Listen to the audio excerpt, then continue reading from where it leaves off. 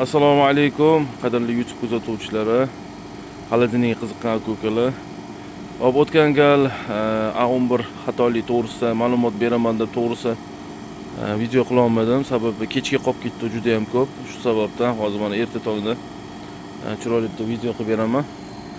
Xo'p, A11 xatolik ko'p holatlarda nimadan chiqadi? Juda ham ko'p holatlarda agar qishki mavsum bo'ladigan bo'lsa, mana shu selenoid klapandan chiqadi. Sababi 3 ta fazadagi tokni qaysidir fazaga ulanadi buni bitta tarafiga.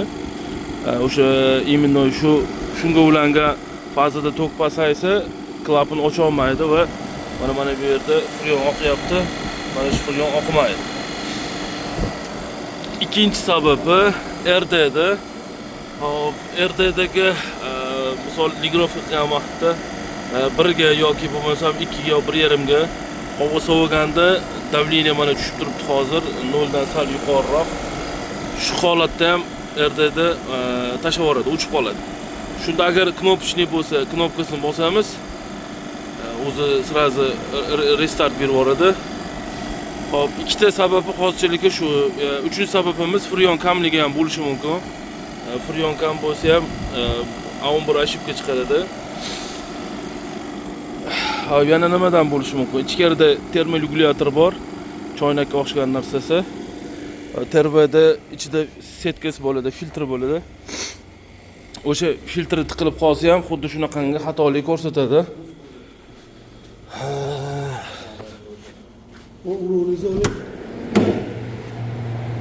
Beda choynachasi bor.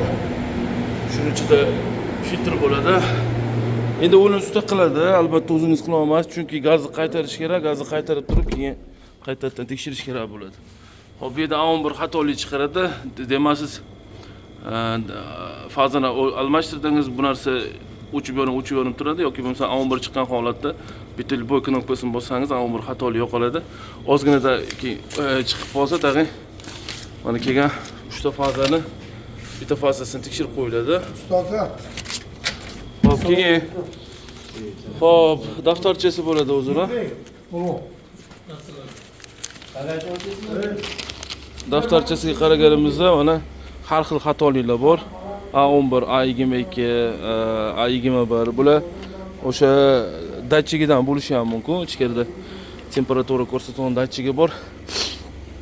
Shu datchikdan ham bo'lishi mumkin.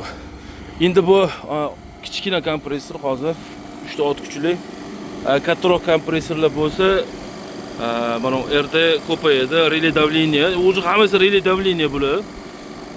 Почти hammasi relay давлениyaga javob beradi. Shu, hop, давление ko'tarilib ketsa ham A11 chiqaradi, давление tushib ketsa ham A11 chiqaradi.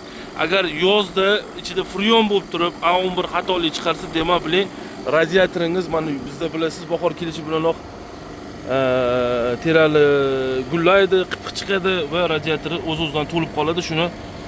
Buni egmagan holatda, bu chunki alyumiy falga tepa tarafdan karcher bilan yuvorish kerak bo'ladi. Ventilyatorlarga siyoq ehtiyot qilgan holatda.